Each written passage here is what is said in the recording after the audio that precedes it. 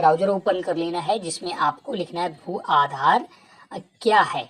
ये लिखिए, detail article लिखा था मैंने, सारी चीजें बता रखी, भू आधार है क्या और शहरों में भू आधार कैसे बनेगा जमीनों का। तो मैं बता दूं, थोड़ा सा ओवरव्यू दे दूं कि भू आधार दोस्तों, जैसे भी हम लोगों के आधार कार्ड बने हैं जिसमें 12 अंकों का आधार कार्ड नंबर मिलता है, ऐसे प्रत्येक व्यक्ति जिनके पास जमीन है उनका भी एक आधार कार्ड बनेगा, उसे भू आधार बोला जा रहा है।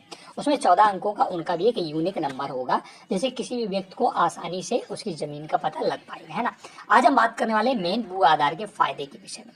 देखिए, भू आधार के फायदे क्या है वो मैंने यहाँ पर बताया। पहला तो सबसे इंपॉर्टेंट फायदा जो होगा भू आधार का, भू आधार भूमि लेवल मैप और माप के माध्यम से सटीक भूमि रिकॉर्ड सुनिश्चित हो सकेगा।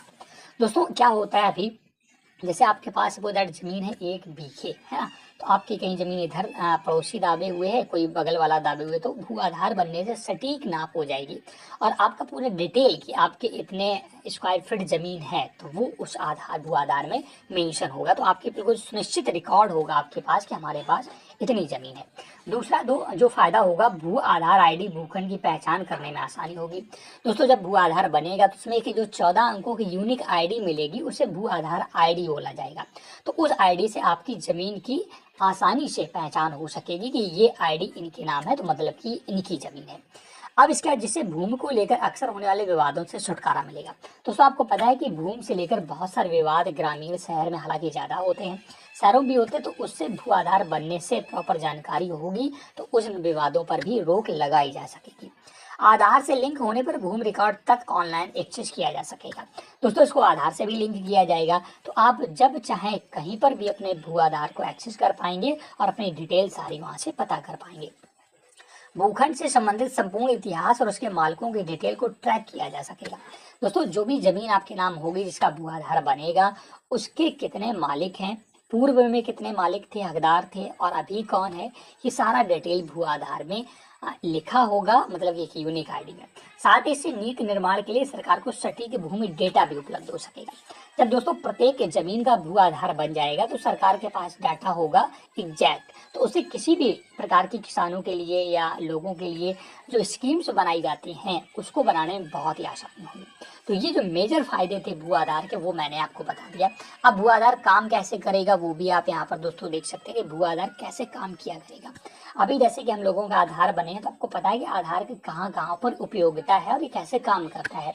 ऐसे ही जब भू आधार बनेंगे जमीनों के तो आपको मैंने बता दिया कैसे बनेंगे, वो अभी मैं बता दूंगा। ये कैसे काम करेगा वो भी यहाँ पर आप पढ़ सकते हैं। भू आधार में सबसे पहले भूखंड की जीपीएस तकनीकी की मदद से जियो टैग किया जाता है ताकि इसकी एक सटीक भौगोलिक स्थिति की पहचान हो सके। दोस्तों अभी आपने जियो टैगिंग जरूर सुना होगा, जैसे ग्राम पंचायत में कॉलोनी वगैरह आती है उसकी जियो टैगिंग होती है। उससे क्या होता है, सटीक जानकारी ये मिल जाती है। उसमें अक्षांश हम लोगों ने पढ़े थे, दिशांश और अक्षांश, तो उसमें पूरी लोकेशन होती है कि इतने अक्षांश पर ये जमीन है। तो ये बहुत ही बड़ा जियो टैगिंग से फायदा मिलता है। इसके बाद सर्वे करके भूखंड की सीमाओं का फिजिकल वेरिफिकेशन और माप किया जाता है। और इसके बाद दोस्तों कैसे काम करेगा, जब भी भू आधार बनेगा तो उसका सर्वे होगा और भू आधार पर बनाया जाएगा उसकी लंबाई चौड़ाई नाप करके। तो ये कुछ आज का एक आर्टिकल था और इसमें मैंने आपको जानकारी प्रोवाइड की। अगर आपको हमारी ये जानकारी पसंद आई हो और भू आधार आपको कैसा लगा, सरकार का ये कदम आपको कैसा लगा, जरूर बताएं। इसको कैसे बनवाना है आप हमें कमेंट करके बताइएगा, हम नेक्स्ट वीडियो पर बनाएंगे कि भू आधार आप कैसे बना सकते हैं और सरकार की ये स्कीम आपको कैसी लगी ये भी आप हमें कमेंट करके बताइएगा। और इसके फायदे और क्या हो सकते हैं अगर आपको पता है तो आप हमें बताइएगा। Thanks for watching.